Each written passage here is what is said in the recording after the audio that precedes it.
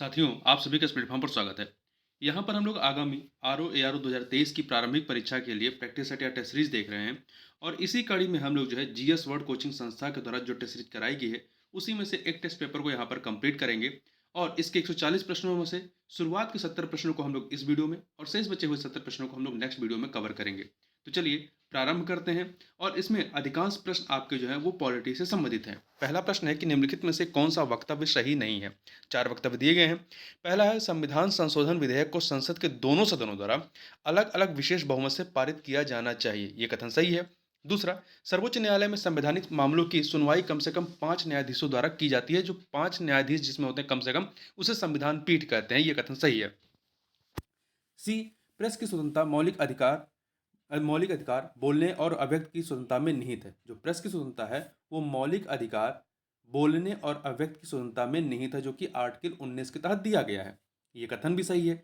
D, Zakir Hussain Bharat के पहले उपराष्ट्रपति थे, ये कथन आपका गलत है, क्योंकि भारत के पहले उपराष्ट्रपति डॉक्टर एस राधाकृष्णन थे, जो 2 कार्यकालों तक उपराष्ट्रपति थे, 1952 से लेकर के 1962 तक। ठीक है। और जाकिर हुसैन जो है वो दूसरे उपराष्ट्रपति थे। यदि आप व्यक्तिगत तौर पर देखेंगे, व्यक्ति के रूप में दूसरे थे, यदि क्रम में देखेंगे तो तीसरे नंबर पे आते हैं, क्योंकि डॉक्टर राधाकृष्णन जो है वो 2 बार उपराष्ट्रपति थे और तीसरी टर्म में जाकिर हुसैन जी बनते हैं। ये 1962 से लेकर के 13 मई 1962 से 12 मई 1967 तक थे। ठीक है। आगे बढ़ते हैं। अगला है, निम्नलिखित कथनों पर विचार कीजिए। 2 कथन दिए गए हैं, बताना है इनमें से कौन सा या से कथन सही है। पहला, राष्ट्रपति की तरह उपराष्ट्रपति का चुनाव भी अप्रत्यक्ष होता है, यह कथन आपका सही है। दूसरा, राज्य विधानसभाओं के सदस्य दोनों के चुनाव में महत्वपूर्ण भूमिका निभाते हैं, नहीं। राज्य विधानसभा के जो सदस्य होते हैं, चयनित सदस्य होते हैं, ठीक है, वो राष्ट्रपति के चुनाव में पार्टिसिपेट करते हैं, परंतु उपराष्ट्रपति के चुनाव में पार्टिसिपेट नहीं करते हैं, इसलिए दूसरा गलत है। तो केवल पहला कथन सही, इसलिए ए ऑप्शन हो जाएगा। आगे बात करते हैं कथन कांड का।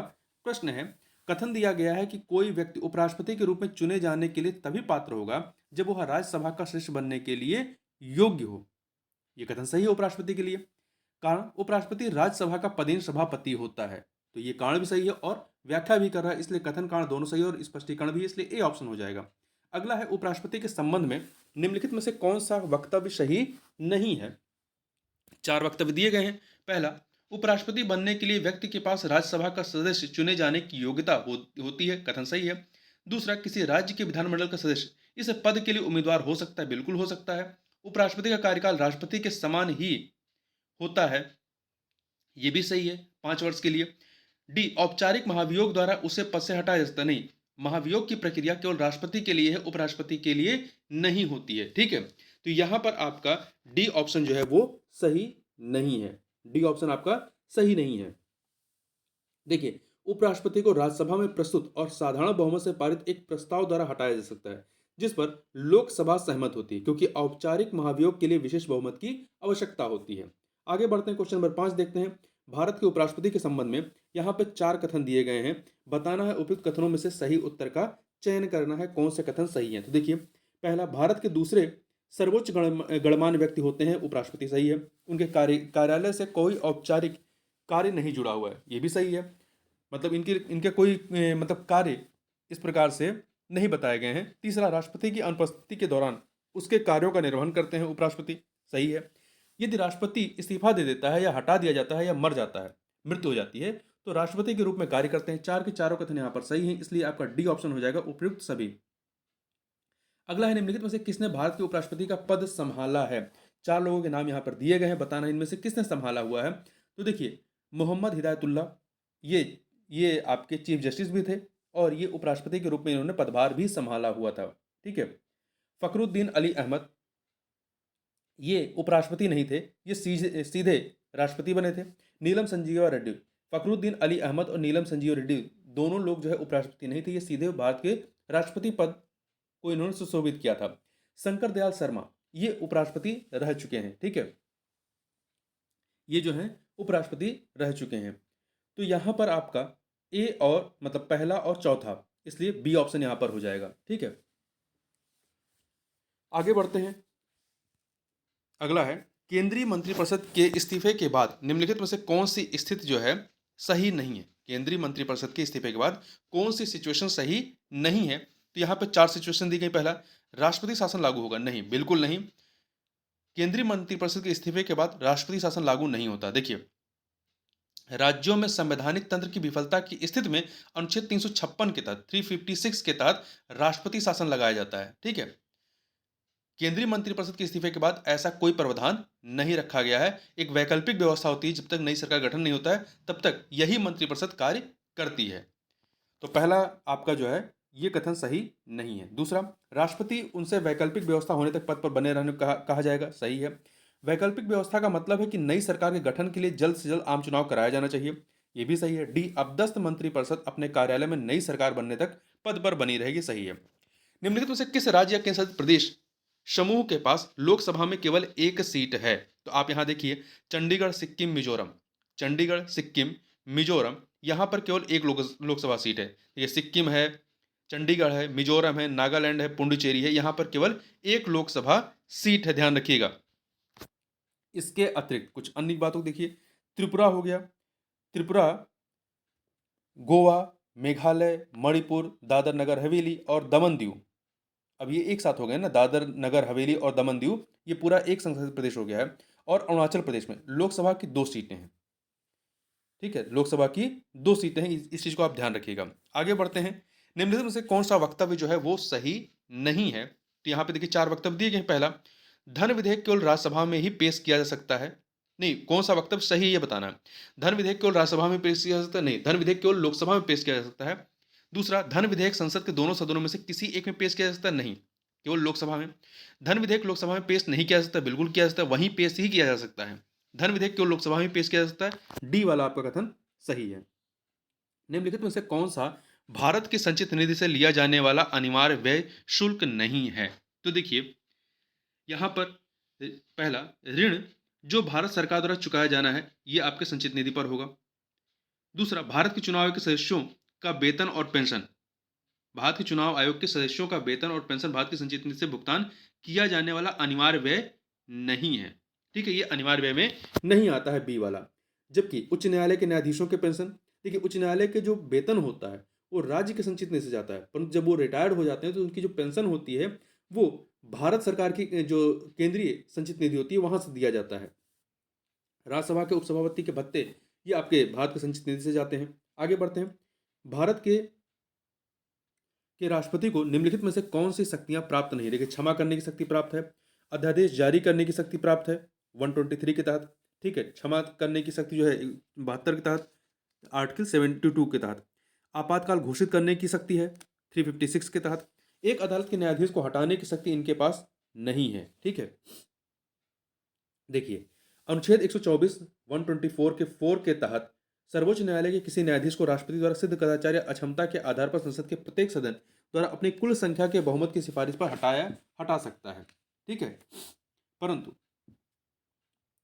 जो आपका डी वाला है, एक अदालत के न्यायाधीश को हटाना, ये इनका कार्य नहीं है डायरेक्ट। ठीक है, ये मतलब अकेले ये कार्य नहीं कर सकते हैं।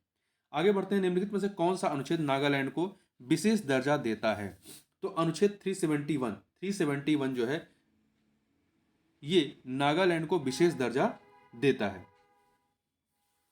आगे बढ़ते हैं, संविधान के अनुच्छेद 3 के तहत संसद के एक अधिनियम द्वारा निम्नलिखित में से क्या संभव है, क्या संभव नहीं है? अनुच्छेद 3 के तहत, तो देखिए भारत के संविधान के अनुच्छेद 3 के तहत नए राज्यों को बनाने, नए राज्यों का गठन हो गया, राज्यों के क्षेत्रों में परिवर्तन, राज्यों की सीमाओं में परिवर्तन हो सकता है, परंतु नए राज्यों का प्रवेश नहीं हो सकता है। ठीक है, नए राज्यों का प्रवेश जो है अनुच्छेद 2 के तहत आता है, अनुच्छेद 2 के तहत आएगा, तो डी वाला नहीं है। वित्त आयोग का उल्लेख संविधान के किस भाग में किया गया है? तो संविधान के भाग 12 में आर्टिकल 280 के तहत किया गया है। आगे बढ़ते हैं, वहीं पे कुछ अन्य को भी देख लेते हैं। देखिए, जो भाग 10 है, भाग 10 में क्या है? अनुसूचित एवं अनुसूचित जनजाति क्षेत्र का उल्लेख किया गया है। भाग 15 में क्या है? चुनाव आयोग का उल्लेख किया गया है। और भाग 11 में क्या है? इसमें संघ और राज्यों के बीच संबंधों से संबंधित प्रावधान है। आगे बढ़ते हैं, निम्नलिखित में से कौन सा विधेयक राष्ट्रपति द्वारा पुनर्विचार के लिए लौटाया जा सकता है? तो देखिए, संवैधानिक संशोधन विधेयक बिल्कुल नहीं, धन विधेयक ये भी नहीं, ये भी नहीं लौटा सकता। साधारण विधेयक को ही केवल पुनर्विचार के लिए लौटाया जा सकता है। तो सी ऑप्शन हो गया आपका। आगे बढ़ते हैं। निम्नलिखित में से कौन सा मौलिक कर्तव्य नहीं है? तो यहाँ देखिए, राष्ट्रगान का सम्मान करना है, राष्ट्रीय संपत्ति की रक्षा करना है, राष्ट्रीय महत्व के स्थानों एवं स्मारकों की सुरक्षा करना जो है, ये आपका मौलिक कर्तव्य के तहत नहीं आता है। प्राकृतिक पर्यावरण की रक्षा एवं सुधार करना ये आता है। देखिए, राष्ट्रीय महत्व के स्मारकों, स्थानों और वस्तुओं का संरक्षण अनुच्छेद 49 के तहत 49 के तहत जो है राज्य के नीति निश्चित सिद्धांतों में से एक है। तो ध्यान रखिएगा इस बात को। यदि हम कर्तव्यों की बात करें, जो मौलिक कर्तव्य है, सरदार स्वर्ण सिंह समिति की सिफारिश के आधार पर 42वां संविधान संशोधन अधिनियम 1976 के द्वारा मौलिक कर्तव्यों को जोड़ा गया। ठीक है, भारतीय संविधान में मौलिक कर्तव्य सोवियत संघ के संविधान से लिए गए हैं और वर्तमान में 11 मौलिक कर्तव्य। 11वां मौलिक कर्तव्य जो है वो 86वें संविधान संशोधन के माध्यम से वर्ष 2002 में संविधान में जोड़ा गया था। भाषा के आधार पर सबसे पहले किस राज्य का गठन किया गया था? तो भाषा के आधार पर सबसे पहले आंध्र प्रदेश का गठन किया गया था। किसका? आंध्र प्रदेश का गठन किया गया था 1953 में। आगे बढ़ते हैं। वित्तीय आपातकाल लागू करने की अधिकतम अवधि क्या है? तो इसे रद्द किए जाने तक अनिश्चित काल तक ये लागू रह सकता है। देखिए, यदि वित्तीय आपातकाल की घोषणा करने वाली उद्घोषणा को इसके जारी होने की तारीख से 2 महीने के भीतर संसद के दोनों सदनों यानी लोकसभा और राज्यसभा द्वारा अनुमोदित किया जाता है तो वित्तीय आपातकाल अनिश्चित काल तक जारी रहता है, जब तक इसे रद्द नहीं किया जाता है। परंतु 2 महीने के भीतर, ध्यान रखिए, 2 महीने के भीतर संसद के दोनों सदनों से अनुमोदित हो जाना चाहिए। निम्नलिखित में से कौन सी भाषा हमारे संविधान की 8वीं अनुसूची में शामिल नहीं है? गुजराती, राजस्थानी, कश्मीरी, डोगरी। तो इसमें से आप देखें, गुजराती शामिल है, कश्मीरी शामिल है, राजस्थान डोगरी शामिल है, परंतु राजस्थानी भाषा संविधान की 8वीं अनुसूची में शामिल नहीं है। तो बी वाला ये नहीं है। आगे बढ़ते हैं। राज्य के महाधिवक्ता की नियुक्ति निम्नलिखित में से कौन करता है? तो ये राज्यपाल करता है 165 आर्टिकल 165(1) के तहत। निम्नलिखित में से कौन नागरिकता प्राप्त करने की शर्तें तय करने में सक्षम है? तो देखिए, संसद ही जो है वह यह तय करती है कि किसको नागरिकता दी जाएगी या उसके प्रावधान या शर्तें क्या होंगी। ठीक है, भारतीय संविधान का अनुच्छेद 11 जो है यह स्पष्ट करता है कि संसद को नागरिकता के संबंध में कानून बनाने की पूरी शक्ति होगी। इस बात को ध्यान रखिएगा। संविधान के भाग 2 के अनुच्छेद 5 से 11 तक नागरिकता का उल्लेख किया गया है। आगे बढ़ते हैं। भारतीय संविधान के किस भाग के अंतर्गत नागरिकता का उल्लेख किया गया? भाग 2 के तहत 5 से आर्टिकल 5 से लेके आर्टिकल 11 तक। भारतीय संविधान में नागरिकता के प्रावधानों को किसके अंतर्गत शामिल किया गया है? 5 से 11 तक भाग 2 में। बी ऑप्शन हो गया। नागरिकता संशोधन कानून 2019 निम्नलिखित में से कब लागू हुआ? तो यह जो है आपका 10 जनवरी 2020 से लागू हुआ। 10 जनवरी 2020 से लागू हुआ। 25 नंबर क्वेश्चन है, देशीकरण के आधार पर नागरिकता प्राप्त करने के लिए किसी विदेशी को भारत में कितने वर्षों तक निवास करना आवश्यक है? तो न्यूनतम 10 वर्षों तक निवास करना आवश्यक है। देखिए, नागरिकता अधिनियम 1955 की धारा 51A के तहत पंजीकरण द्वारा भारतीय नागरिकता प्राप्त करने के लिए भारतीय मूल के व्यक्ति को भारत में 7 साल बिताने होंगे, भारतीय मूल के व्यक्ति को, जबकि जो विदेशी है, विदेशी को 10 साल बिताना पड़ेगा। आगे बढ़ते हैं। 2005 के नागरिकता संशोधन अधिनियम द्वारा 2 देशों को छोड़कर सभी देशों के भारतीय मूल के नागरिकों को केंद्र सरकार के आवेदन पर अनिवासी भारतीय नागरिक के रूप में पंजीकृत किया जा सकता है। तो ये 2 देश कौन से हैं? तो पाकिस्तान और बांग्लादेश को छोड़ करके। ठीक है, भारतीय संविधान के तहत भारतीय नागरिकता निम्नलिखित में से कितने प्रकार से प्राप्त की जा सकती है? तो यह जो है 5 तरीके से, महत्वपूर्ण याद रखिए, 5 तरीके से प्राप्त कर सकते हैं। कौन सी? जन्म से, वंश के द्वारा, पंजीकरण के द्वारा, प्राकृतिकरण के द्वारा, अधिकृत भूमि के एकीकरण के द्वारा। तो 5 तरीके हैं। अगला है, भारत के संविधान के अनुसार संसद का कौन सा सदन संवैधानिक संशोधन विधेयक पारित करता है? तो देखिए, संवैधानिक संशोधन विधेयक जो है चाहे लोकसभा चाहे राज्यसभा किसी में भी पारित किया जा सकता है।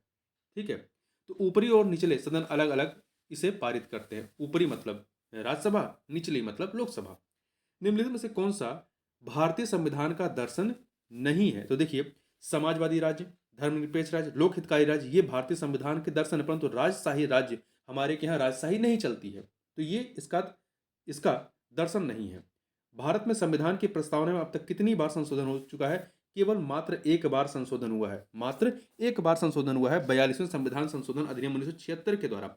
इसमें 3 शब्द जोड़े गए, समाजवादी, पंथ निरपेक्ष और अखंडता शब्द जोड़ा गया। ठीक है, तो याद रखिएगा, समाजवादी, पंथ निरपेक्ष और अखंडता शब्द को जोड़ा गया है।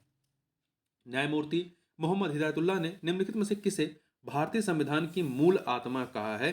तो इन्होंने प्रस्तावना अर्थात प्रियम्बल या उद्देशिका को जो है भारतीय संविधान की मूल आत्मा कहा है। आगे बढ़ते हैं, संविधान की प्रस्तावना का कानूनी स्वरूप क्या है? इसका स्वरूप क्या, देखिए, इसे लागू नहीं किया जा सकता, इसकी कही हुई बातों को आप जा करके कोर्ट में चैलेंज नहीं कर सकते हैं। ठीक है, तो प्रस्तावना प्रकृति में गैर न्यायसंगत है, इसलिए इसे लागू नहीं कर सकते हैं। देखिए, भारतीय संविधान की कानूनी व्याख्या में प्रस्तावना बहुत सहायक है। प्रस्तावना को संविधान की आत्मा कहा जाता है। प्रस्तावना में अब तक एक बार संशोधन हो चुका है। संविधान को पवित्र दस्तावेज किसने कहा? संविधान को पवित्र दस्तावेज बी.आर. अम्बेडकर जी ने कहा था। बी.आर. अम्बेडकर जी ने कहा था। आगे चलते हैं, भारतीय संविधान की प्रस्तावना में कितने प्रकार के न्याय का प्रावधान किया गया? कितने प्रकार के न्याय की बात की गई है? तो आप इसमें देखें, 3 प्रकार के न्याय की बात की गई। 3 प्रकार के न्याय कौन से हैं? सामाजिक, आर्थिक और राजनीतिक न्याय। सामाजिक, आर्थिक और राजनीतिक न्याय। ठीक है, आगे बढ़ते हैं, संविधान सभा में वस्तुनिष्ठ प्रस्ताव निम्नलिखित में से किसके द्वारा पेश किया गया था? वस्तुनिष्ठ प्रस्ताव जो है किसके द्वारा पेश किया गया था? तो यह जो है आपका जवाहरलाल नेहरू जी के द्वारा पेश किया गया था वस्तुनिष्ठ प्रस्ताव। देखिए, संविधान निर्माण की प्रक्रिया शुरू होने से पहले जवाहरलाल नेहरू ने 1946 में एक उद्देश्य संकल्प जिसमें विधानसभा के लक्ष्यों को रेखांकित किया गया था, पेश किया गया था। आगे बढ़ते हैं, और यही बाद में प्रस्तावना के रूप में कार्य करती है। ठीक है, अगला प्रश्न है, भारतीय संविधान की प्रस्तावना में निम्नलिखित में से किस प्रकार के न्याय का उल्लेख नहीं है? तो देखिए, इसमें आर्थिक, सामाजिक, राजनीतिक 3 प्रकार के न्याय की बात की गई, परंतु वितरित न्याय की बात इसमें नहीं की गई है। लोकसभा में राज्यों को सीटें किस आधार पर आवंटित की जाती हैं? तो यह न ही क्षेत्र, न ही भाषा, न ही आर्थिक स्तर, ये जनसंख्या के आधार पर होती हैं। भारत के प्रत्येक राज्य को उसकी जनसंख्या के आधार पर लोकसभा में सीटें जो है आवंटित की जाती हैं। वर्तमान में यह जनसंख्या का जो आधार है 1971 की जनसंख्या के आधार पर आवंटित की गई हैं। भारतीय संविधान का निम्नलिखित में से कौन सा अनुच्छेद संसद को अंतर्राष्ट्रीय समझौतों के कार्यान्वयन के लिए कानून बनाने का अधिकार देता है? तो यह अनुच्छेद 253 के तहत संसद को किसी अन्य देश या देशों के साथ किसी संधि, समझौते या सम्मेलन या किसी अंतर्राष्ट्रीय सम्मेलन, संघ या अन्य निकाय में लिए गए किसी निर्णय को लागू करने के लिए भारत में पूरे क्षेत्र या उसके किसी भी हिस्से के लिए कोई भी कानून बनाने की शक्ति प्रदान करता है। 253 सी ऑप्शन। निम्नलिखित में से कौन सा वक्तव्य जो है वो सही नहीं है? 4 वक्तव्य दिए गए हैं। उपराष्ट्रपति जो होता है वो राज्यसभा का सभापति होता है, सही है। भारत का राष्ट्रपति उपराष्ट्रपति का चुनाव करता है? नहीं, बिल्कुल नहीं, दोनों का अलग अलग चुनाव होता है, तो बी वाला सही नहीं है। डॉक्टर सर्वपल्ली राधाकृष्णन भारत के पहले उपराष्ट्रपति, सही है, 2 टर्म तक थे ये। राष्ट्रपति पद के लिए कम से कम 35 वर्ष की आयु होनी चाहिए, उपराष्ट्रपति के लिए भी यही आयु सीमा है। ठीक है, आगे बात करते हैं, निम्नलिखित में से कौन संसद का सदस्य न होने पर भी सदन की कार्रवाई में भाग ले सकता है? तो जो आपका भारत के अटॉर्नी जनरल होते हैं, महान्यायवादी, ये संसद के सदस्य नहीं होते परंतु इसकी कार्रवाई में भाग ले सकते हैं। ठीक है, संविधान के अनुच्छेद 88 के अनुसार अटॉर्नी जनरल को संसद के दोनों सदनों या उनकी संयुक्त बैठक और संसद की किसी भी समिति की कार्रवाई में बोलने और भाग लेने का अधिकार है। वह उन सभी विशेषाधिकारों और उन मुक्तियों का हकदार है जो एक संसद सदस्य को प्राप्त होते हैं, लेकिन उन्हें मत देने का अधिकार नहीं होता है। आगे बढ़ते हैं, क्वेश्चन नंबर 41 देखते हैं। नियंत्रक एवं महालेखा परीक्षक की रिपोर्ट पर अंतिम कार्रवाई करने के लिए कौन जिम्मेदार है? तो संसद जिम्मेदार है। अगला है, देखिए थोड़ा सा इसके बारे में बात कर लेते हैं। पहले, भारत में संविधान के अनुच्छेद 151 के 1 के तहत संघ के खातों से संबंधित भारत के नियंत्रक और महालेखा परीक्षक की रिपोर्ट राष्ट्रपति को प्रस्तुत की जाती है, जो उन्हें संसद के प्रत्येक सदन के समक्ष रखवाता है, जिस पर संसद विचार करती है। और अनुच्छेद 151(2) के तहत वह राज्य सरकारों के खातों का ऑडिट करता है और रिपोर्ट संबंधित राज्य के राज्यपाल को सौंपता है, जो रिपोर्ट को राज्य विधानमंडल के समक्ष रखवाता है। आगे बढ़ते हैं, देखिए निम्नलिखित में से किस संवैधानिक संशोधन अधिनियम द्वारा संविधान में 9वीं अनुसूची जोड़ी गई? तो ये पहला संशोधन अधिनियम था, प्रथम संशोधन अधिनियम 1951 के द्वारा 9वीं अनुसूची भूमि सुधार से संबंधित रही है। प्रथम संशोधन अधिनियम 1951 ने राज्य को सामाजिक और पिछड़े वर्गों की उन्नति के लिए विशेष प्रावधान बनाने का अधिकार दिया। आगे बढ़ते हैं। भारतीय संविधान के अनुच्छेद 24 के अनुसार निम्नलिखित में से कौन सा वक्तव्य जो है वो सही है? यहाँ पर 4 ऑप्शन दिए गए हैं। तो देखिए, पहला है 14 वर्ष से कम उम्र के बच्चों को कारखानों आदि में रोजगार पर रोक है। ये कथन आपका सही है। ठीक है, ये कथन आपका सही है। दूसरा, 14 वर्ष से अधिक उम्र के बच्चों से जबरन श्रम कराने पर रोक है, गलत है। 14 वर्ष से कम उम्र के बच्चों को कारखानों आदि में काम पर रखने पर कोई रोक नहीं, ये भी गलत है। बलात् श्रम पर कोई रोक नहीं, ये भी गलत है। ठीक है, आगे चलते हैं। भारत के राष्ट्रपति पर महाभियोग चलाने की प्रक्रिया किस अनुच्छेद में वर्णित है? तो अनुच्छेद 61 में वर्णित है। अनुच्छेद 61 में वर्णित है। जब किसी राष्ट्रपति पर संविधान के उल्लंघन के लिए इन पर महाभियोग चलाया जाता है तो आरोप को संसद के किसी भी सदन द्वारा प्राथमिकता दी जाएगी। ऐसा प्रस्ताव सदन की कुल सदस्यता के कम से कम 2/3 बहुमत से पारित किया गया होना चाहिए। जब किसी आरोप को संसद के किसी भी सदन द्वारा प्राथमिकता दी गई हो तो दूसरा सदन उस आरोप की जांच करेगा या आरोप की जांच कराएगा और राष्ट्रपति को ऐसी जांच में उपस्थित होने और प्रतिनिधित्व करने का अधिकार होगा। भारतीय संविधान का प्रथम प्रारूप किसके द्वारा तैयार किया गया था? तो पहला प्रारूप जो है BN राव के द्वारा तैयार किया गया था। BN राव के द्वारा। जबकि जो प्रारूप समिति जो थी उसके अध्यक्ष कौन थे? Doctor BR Ambedkar. आगे बढ़ते हैं। भारतीय संविधान की चौथी अनुसूची निम्नलिखित में से किससे संबंधित है? तो यह राज्यसभा में सीटों के आवंटन से संबंधित है। ठीक है, तो सी ऑप्शन हो जाएगा। जबकि पंचायती राज व्यवस्था जो है वो संविधान की 11वीं अनुसूची में रखा गया है और भारतीय संविधान द्वारा मान्यता प्राप्त 22 आधिकारिक भाषाओं को 8वीं अनुसूची में रखा गया है। दल बदल विरोधी कानून जो है वो 10वीं अनुसूची में रखा गया है। आगे बढ़ते हैं, क्वेश्चन नंबर 47 देखते हैं। व्यक्तिगत स्वतंत्रता के लिए उच्च न्यायालय निम्नलिखित में से कौन से रिट जारी कर सकता है? तो इसके लिए वह बंदी प्रत्यक्षीकरण हेबियस कॉर्पस नामक रिट को जारी कर सकता है। ठीक है, भारतीय संविधान के अनुच्छेद 226 के अनुसार उच्च न्यायालय व्यक्तिगत स्वतंत्रता के लिए बंदी प्रत्यक्षीकरण रिट जारी कर सकता है। तो इस बात को याद रखिएगा। संविधान निम्नलिखित में से किसके शोषण के विरुद्ध अधिकार को मान्यता देता है? तो देखिए, किसके शोषण के विरुद्ध में? तो बच्चे, महिला और जनजातियों के शोषण के विरुद्ध। ठीक, देखिए, संविधान में दलित शब्द का उल्लेख नहीं है। तो 1 2 3 सी ऑप्शन हो जाएगा। निम्नलिखित में से कौन सा मौलिक अधिकार राष्ट्रीय आपातकाल के दौरान भी निलंबित नहीं किया जा सकता है? देखिए, भारत के पूरे क्षेत्र में स्वतंत्र रूप से घूमने का अधिकार निलंबित हो सकता है। देश के किसी भी हिस्से में रहने और बसने का अधिकार निलंबित हो सकता है।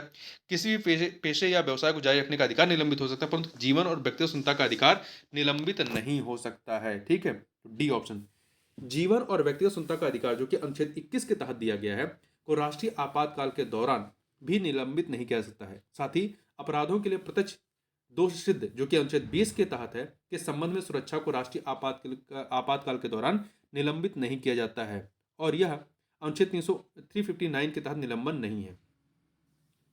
देखिए, यदि युद्ध या बाहरी आक्रमण के आधार पर राष्ट्रीय आपातकाल घोषित किया जाता है तो अनुच्छेद 19 के तहत मौलिक अधिकार स्वतः ही निलंबित हो जाते हैं और अनुच्छेद 19 के तहत मौलिक अधिकार सशस्त्र विद्रोह के आधार पर निलंबित नहीं होते हैं। ध्यान रखिएगा। आगे बढ़ते हैं। निम्नलिखित में से कौन सा अनुच्छेद वार्षिक वित्तीय विवरण के प्रावधान के बारे में चर्चा करता है, मतलब आपका बजट के बारे में? तो अनुच्छेद 112 है। ठीक है, 108 में क्या है? कुछ मामलों में दोनों सदनों की संयुक्त बैठक का प्रावधान किया गया। 109 में क्या है? धन विधेयक के संबंध में एक विशेष प्रक्रिया का उल्लेख किया गया है और 110 में जो है धन विधेयक की परिभाषा दी गई है। निम्नलिखित में से किसे राष्ट्रपति द्वारा नियुक्त किया जाता है? तो इसमें देखिए, भारत के अटॉर्नी जनरल को अनुच्छेद 76 के तहत, नियंत्रक महालेखा परीक्षक को अनुच्छेद 148 के तहत 148 और वहीं राज्यों के राज्यपाल, किसी राज्य के राज्यपाल को 155 के तहत, 155 के तहत, इन सभी को राष्ट्रपति द्वारा नियुक्त किया जाता है। आगे बढ़ते हैं।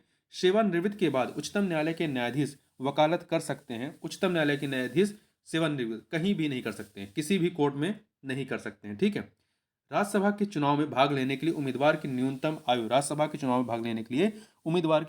आयु कितनी होनी चाहिए? तो इनकी न्यूनतम आयु जो है कितनी होनी चाहिए? 30 वर्ष। आर्टिकल 84B के अनुसार राज्यसभा चुनाव में उम्मीदवार बनने के लिए न्यूनतम आयु 30 वर्ष है। ठीक है, 30 वर्ष, इस बात को ध्यान रखिएगा। अगला है, निम्नलिखित में से कौन सा वक्तव्य जो है वो सही नहीं है? तो देखिए, पहला, राज्यपाल की नियुक्ति राष्ट्रपति द्वारा की जाती है, सही है। राज्यपाल का कार्यकाल राष्ट्रपति की मर्जी तक रहता है, प्रसाद तुरंत कार्य करता, सही है। राज्यपाल अपना इस्तीफा राष्ट्रपति को सौंपता है, ये भी सही है। 30 वर्ष की आयु प्राप्त कर चुका व्यक्ति राज्यपाल बन सकता है, नहीं, गलत है। ये वाला आपका कथन गलत है। इसकी आयु जो है, इसकी आयु 35 वर्ष होनी चाहिए, ठीक है। आगे चलते हैं, तो यहां पे डी वाला सही नहीं है। निम्नलिखित में से कौन सा सुमेलित है, सही सुमेलित है, ये बताना। देखिए, अनुच्छेद 19 संघ बनाने का अधिकार, नहीं। 19 में जो है भारत के क्षेत्र में कहीं भी बसने की स्वतंत्रता है, ठीक है। संघ, संस्था या सहकारी समिति बनाने की स्वतंत्रता जो है 19 में है, ना कि ई में। ई में क्या है, भारत के क्षेत्र में कहीं भी बसने की स्वतंत्रता है, तो पहला वाला गलत हो गया।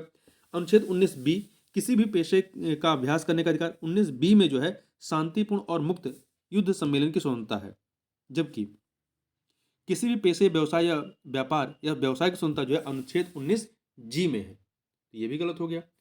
अनुच्छेद 19 भाषण और अभिव्यक्ति की स्वतंत्रता का अधिकार, ये आपका सही है, सी वाला। डी, अनुच्छेद 19 शांतिपूर्वक और बिना हथियार के इकट्ठा होने का अधिकार, ये जो है आपका अनुच्छेद 19 में है, 19 में है। 19 में क्या है, 19 में किसी भी पेशे का अभ्यास करने का अधिकार है। आगे बढ़ते हैं। 1975 में आपातकाल के समय भारत के राष्ट्रपति निम्नलिखित में से कौन थे? तो उस समय भारत के राष्ट्रपति फखरुद्दीन अली अहमद थे। कौन थे? फखरुद्दीन अली अहमद थे। देखिए, 25 जून 1975 से लेकर के 21 मार्च 1977 के बीच देश में 21 महीने तक आपातकाल लगाया गया था। और जो फखरुद्दीन अली अहमद थे, ये देश के 5वें राष्ट्रपति और तत्कालीन राष्ट्रपति फखरुद्दीन अली, मतलब तत्काल ये 5वें राष्ट्रपति थे, ठीक है। और इन्होंने ही जो है आपातकाल के आदेश पर हस्ताक्षर किए थे। आगे बढ़ते हैं। निम्नलिखित में से कौन भारत में पहले लोकसभा के उपाध्यक्ष थे? अध्यक्ष की बात नहीं कर रहे, उपाध्यक्ष। देखिए, जीवी मावलंकर जो थे, ये अध्यक्ष थे, जबकि एम अनंत शयनम अयंगर ये क्या थे? ये उपाध्यक्ष थे। तो सी ऑप्शन। अगला है, भारत के संविधान के अनुच्छेद 24 में के तहत किस वर्ष से कम उम्र के बच्चों को किसी कारखाने में काम करने के लिए नियोजित नहीं किया जा सकता है? 14 वर्ष से कम के बच्चों को। भारत का मूल संविधान निम्नलिखित में से किसके द्वारा हस्ताक्षरित था? तो जो मूल संविधान था, वो भारत का मूल संविधान प्रेम बिहारी नारायण रायजादा द्वारा लिखा गया था। सॉरी, हस्ताक्षरित नहीं, हस्तलिखित था, ठीक है। प्रेम बिहारी नारायण रायजादा जी के द्वारा। प्रेम बिहारी नारायण रायजादा या सक्सेना वह व्यक्ति हैं जिन्होंने भारत का मूल संविधान लिखा था। रायजादा को कॉन्स्टिट्यूशन हॉल, अब उसे कॉन्स्टिट्यूशन क्लब कहते हैं, में अपने डेस्क पर अंग्रेजी और हिंदी दोनों में 395 लेख, 8 अनुसूचियां और एक प्रस्तावना लिखने में 6 महीने लगे थे। आगे बढ़ते हैं। पाकिस्तान के लिए पृथक संविधान सभा की स्थापना की घोषणा कब की गई? तो इसके लिए घोषणा की गई 26 जुलाई 1947 को। 26 जुलाई 1947 को पाकिस्तान के लिए एक अलग संविधान सभा की स्थापना की घोषणा की गई थी। राष्ट्रीय ध्वज को देखिए, जो यहाँ पर आगे बात करते हैं। राष्ट्रीय ध्वज को 22 जुलाई 1947 को संविधान सभा द्वारा अपनाया गया था, जबकि राष्ट्रगान को संविधान सभा द्वारा 24 जनवरी 1950 को 1950 को अपनाया गया था, ठीक है। आगे बढ़ते हैं। भारतीय संविधान के अधिकांश प्रावधान कहाँ से लिए गए हैं? तो ये जो अधिकांश प्रावधान है वो भारतीय संविधान, भारत सरकार अधिनियम 1935 से लिए गए हैं। तो यहाँ पे उपयुक्त में से कोई नहीं, डी ऑप्शन हो जाएगा। सामाजिक एवं शैक्षणिक रूप से पिछड़े व्यक्तियों के लिए आरक्षण का प्रावधान किस अनुच्छेद के अंतर्गत किया गया है? तो अनुच्छेद 15(4) के तहत किया गया। अनुच्छेद 15(4) के तहत किया गया है, ठीक है। इस प्रावधान को 1951 में पहले संवैधानिक संशोधन द्वारा संविधान में शामिल किया गया था। अनुच्छेद 15 जो है, ये भेदभाव के विरुद्ध अधिकार देता है। अनुच्छेद 15(1) में क्या है? 15(1) में राज्य किसी भी नागरिक के साथ जाति, धर्म, लिंग, मूल या जन्म के आधार पर भेदभाव नहीं कर सकता। अनुच्छेद 15(2) में क्या है? किसी भी नागरिक को जाति, धर्म, लिंग, मूल या जन्म के आधार पर किसी भी सार्वजनिक स्थान पर जाने से नहीं रोक सकता है। और 15(3) में क्या है? 15(3) में है कि संसद भारत में महिलाओं और बच्चों के लिए विशेष प्रावधान कर सकती है। आगे बढ़ते हैं। निम्नलिखित में से किस अनुच्छेद के अंतर्गत सामाजिक, आर्थिक एवं राजनीतिक न्याय सुनिश्चित करने की बात की गई है? तो ये की गई है अनुच्छेद 38 में। अनुच्छेद 38 में यह बात की गई है, भारतीय संविधान के भाग 4 के तहत। 4 मतलब नीति निषेध तत्वों वाला जो पार्ट है उसमें। आगे बढ़ते हैं। अनुच्छेद 45 का प्रावधान निम्नलिखित में से किसके लिए किया गया है? तो यह जो है 6 वर्ष तक के बच्चों की शिक्षा का प्रावधान इसमें किया गया है अनुच्छेद 45 में। भारत के संविधान में राज्य के नीति सिद्धांतों में संकलित अनुच्छेद 45 के तहत 6 वर्ष की आयु तक के बच्चों के लिए प्रारंभिक बचपन की देखभाल और शिक्षा का प्रावधान किया गया है। देखिए, संविधान के 86वें संविधान संशोधन अधिनियम जो कि 2002 का है द्वारा मौलिक अधिकारों के अंतर्गत 21A आर्टिकल 21A जोड़ा गया, जिसमें प्रावधान है कि राज्य एक कानून बना करके 6 से 14 वर्ष की आयु के सभी बच्चों के लिए अनिवार्य मुफ्त शिक्षा प्रदान करेगा। अगला है, भारतीय संविधान के किस अनुच्छेद में निदेशक सिद्धांतों के महत्व एवं प्रकृति का वर्णन किया गया है? तो ये वर्णन अनुच्छेद 37 में किया गया। किसमें किया गया? 37 में। राज्य के नीति निदेशक सिद्धांतों के महत्व और प्रकृति की व्याख्या करता है। ये राज्य के नीति निदेशक सिद्धांत भारतीय संविधान के भाग 4 के अंतर्गत निर्धारित किए गए, जो अनुच्छेद 36 से लेकर के 36 से 51 तक है। आगे बढ़ते हैं। भारत के संविधान में मौलिक कर्तव्य किस वर्ष जोड़े गए? तो मौलिक कर्तव्य 1976 में 42वें संविधान संशोधन अधिनियम के माध्यम से जोड़े गए, स्वर्ण सिंह समिति की सिफारिशों पर। निम्नलिखित में से किस मामले में भारतीय संविधान की मूल संरचना की अवधारणा प्रतिपादित की गई है? तो ये अवधारणा आपकी आती है कहाँ से? ना ही इंदिरा साहनी मामला है, ना ही MSR मुंबई मामला, ना ही रुदल शाह मामला। ये है आपका केशवानंद भारती मामला 1973। तो यहाँ पे डी ऑप्शन हो जाएगा। अगला है, भारतीय संविधान में कानून बनाने की प्रक्रिया किस देश के संविधान से प्रभावित होती है? कानून बनाने की प्रक्रिया कानून द्वारा स्थापित प्रक्रिया जापानी संविधान से ली गई है। ठीक है, जापानी संविधान से। कानून द्वारा स्थापित प्रक्रिया का अर्थ है, कानून द्वारा या कानून बनाने की प्रक्रिया का अर्थ है कि विधायिका संबंधित निकाय द्वारा विधिवत बनाया गया कानून केवल तभी मान्य है जब सही प्रक्रिया का पालन किया गया हो। निम्नलिखित में से किसे भारत में सर्वोच्च माना जाता है? तो संविधान को सर्वोच्च माना जाता है। ठीक है, भारत में संविधान सर्वोच्च, जबकि ब्रिटेन में संसद की सर्वोच्चता है। ठीक है, और अमेरिकी संविधान में न्यायपालिका सर्वोच्च है। ध्यान रखिएगा, भारत में संविधान सर्वोच्च है, ब्रिटेन में संसद सर्वोच्च है, और आपका अमेरिका में न्यायपालिका सर्वोच्च है। आगे बढ़ते हैं। द्वितीय विश्व युद्ध में अपने प्रयासों के लिए पूर्ण भारतीय सहयोग सुनिश्चित करने के लिए ब्रिटिश सरकार द्वारा भारत में कौन सा मिशन शुरू किया गया था? तो क्रिप्स मिशन प्रारंभ किया गया था। ठीक है, द्वितीय विश्व युद्ध के अपने युद्ध में अपने प्रयासों के लिए पूर्ण भारतीय सहयोग सुनिश्चित करने के लिए। तो ये जो क्रिप्स मिशन था 1942 का था। 1942 में क्रिप्स मिशन भारत आया था। इसका उद्देश्य द्वितीय विश्व युद्ध में ब्रिटिश युद्ध के लिए भारतीय समर्थन प्राप्त करना था। तो इस प्रकार से इस वीडियो में बस इतना ही। मिलते हैं नेक्स्ट वीडियो में, तब तक के लिए बहुत बहुत धन्यवाद।